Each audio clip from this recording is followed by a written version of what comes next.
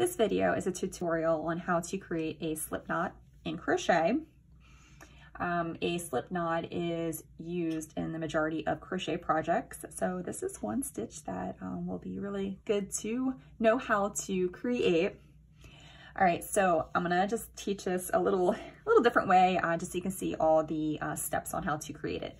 Okay, so what you're gonna do is grab the end of your yarn, just like that. You're gonna curve that yarn around, okay? So you have this end and it's towards you. This is the side that's closest to you, all right? Just like that.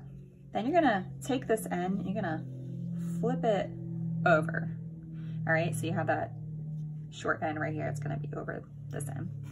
You're gonna take your index finger, your thumb.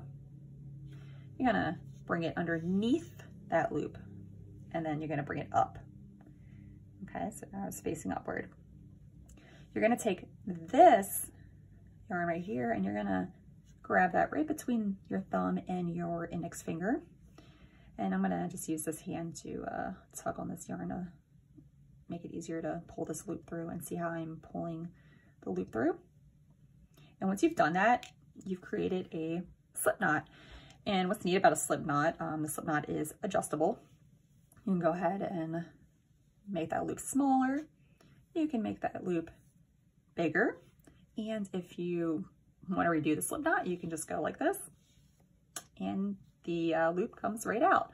So I'll go ahead and do that one more time. All right, so we have the end of the yarn. I'm gonna bring it around just like that. I'm gonna flip this end over the other side.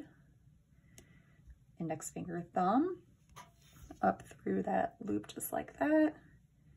Then you're gonna take this end, and then you're gonna hold that between your thumb and your index finger. And like I said, I'm just gonna use my my other hand just to help hold this yarn so I can just pull that through.